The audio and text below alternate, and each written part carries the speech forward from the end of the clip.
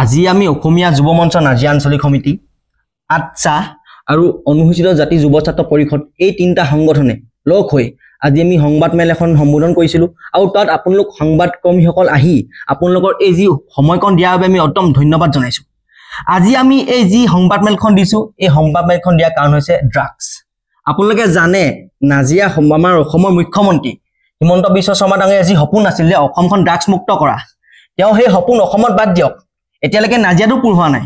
আপোনালোকে জানে নাজিয়া সমজিলা অন্তৰ্গত যিসমূহ ঠাই আছে চন্তক বিহুবৰ, শিমলুগুৰি, নাজিয়া, এইফালে গেলেকি, এইসমূহ ঠাইত আচলতে আজিও কাঠফুলাৰ দৰে আচলতে ড্ৰাগছ বিকি আছে। আমি ড্ৰাগছ বিকা আমি দেখিবলৈ পাইছো। আৰু এটা কথা কৈ দিছো, এই যি অসাধু ব্যৱসায়ী যি ড্ৰাগছৰ কাৰবাৰ কৰি আছে তাৰে কিছুমান চন্তক বিহুবত আচলতে এই কাৰবাৰটো যিকেইজনী এগৰাকী মহিলা আৰু 3জন মান যুৱকে কৰি আছে, এইকেইজন হৈছে অনা অসমীয়া ব্যক্তি। এইকেইজন হৈছে অনা অসমীয়া ব্যক্তি।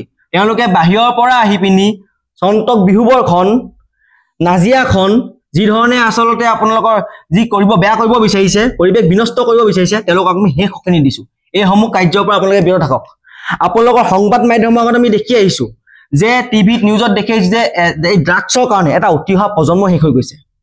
ড্ৰাগছৰ কাৰণে এটা উঠি অহা প্ৰজন্ম শেষ হৈ গৈছে। আজি আপোনালোকৰ সংবাদ মাধ্যমৰ আগত দেখি আহিছো, যেতিয়া আমি দুখ পাওঁ আচলতে লাজ বেয়া লাগে, দুখ লাগে, কিয় বহুতো মাতৃ পিতৃ আচলতে বুকু উদং হৈ যোৱা আমি দেখিবলৈ পাইছো। আৰু আপোনালোকে জানে যে এই ড্ৰাগছৰ পৰাই আচলতে এটা মৰাত্মক বেমাৰ যি আচলতে এইচ আই ভি বেমাৰটো হয়। আৰু এই HIV বেমাৰটো হোৱাৰ কাৰণটো হ'ল চিনছ।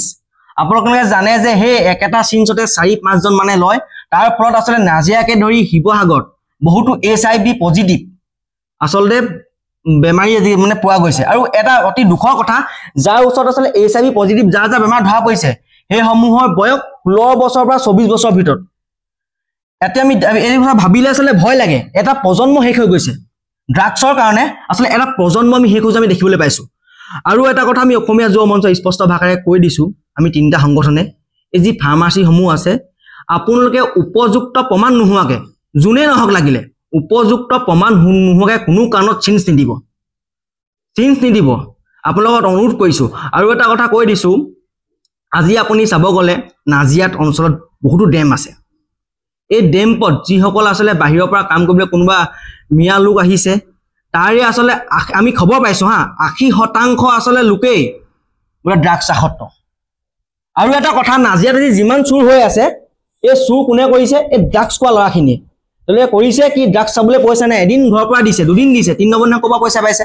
পইচাটো নাপায়। তেওঁলোকে কৰিছে কি, এই বাটতে ধৰিলে ছাগলী এটা চুৰ কৰি নিছে, এই কিবা চাইকেল এখন চুৰ কৰিছে, কিবা এটা কৰিছে। নাজিয়াত চুৰ হোৱা মেইন মূলত হৈছে ড্ৰাগছ। আৰু এই যি আচলতে কাৰবাৰটো যোনে চলাই আছে তেওঁলোকক আমি সেই সখিনি দিছো। অতি শীঘ্ৰে আপোনালোকে এনেকুৱা আচলতে কামৰ পৰা বিৰত থাকক। আৰু এটা কথা আমি স্পষ্ট ভাষাৰে কৈ দিছো, আমাৰ কোনো চৰকাৰৰ লগত, আমাৰ কোনো আচলতে পুলিচ প্ৰশাসনৰ লগত আমাৰ কোনো এখন সংগ্ৰাম নহয়। এইখন সংগ্ৰাম হৈছে আমাৰ ড্ৰাগছ মাফিয়াৰ লগত। আৰু এটা কথা আপোনালোকে জানে, পুলিচ প্ৰশাসনে নাজিয়াত বহুতো ধৰণৰ ড্ৰাগছ ধৰিছে বা ড্ৰাগছ হাৰি কৰিছে, কিন্তু কি হৈছে আইনৰ সুৰুঙালৈ তেওঁলোক বাচি আহিছে, যাৰ ফলত ওলাই আহি আকৌ একেটা কাৰবাৰকে কৰি আছে। আমি অসমীয়া যুৱ মঞ্চই সেই ড্ৰাগছ মাফিয়াসকলক সেই সখিনি দিছো। আজিৰ পৰা কোনো কাৰণত নাজিয়াত হওক, তাৰ নাজিয়া সমজিলা যি ওচৰে পাজৰে অঞ্চলত আছে হওক, ড্ৰাগছ কোনো কাৰণত বিকিব নোৱাৰে। আমাৰ অসমীয়া যুৱ মঞ্চ, আচ্ছা, অনুসূচিত জাতি যুৱ ছাত্ৰ পৰিষদ, আমি সেই তিনিটা সংগঠনে সেই সখিনি দিছো। আৰু আমি চৰকাৰক 15 দিনৰ সময় বান্ধি দিছো। এই 15 দিনৰ ভিতৰত যদি ড্ৰাগছ বিৰোধী যদি অভিযান কঠোৰ কৰি নোতোলে, তেনেহ'লে কিন্তু আমি ড্ৰাগছৰ বিৰুদ্ধে গণতন্ত্ৰৰ শেষ স্তৰলৈকে, যিমানলৈকে যাব পাৰি শেষ স্তৰলৈকে আমি প্ৰতিবাদ কৰিম। আমি একদম স্পষ্ট ভাষাৰে কৈ দিছো।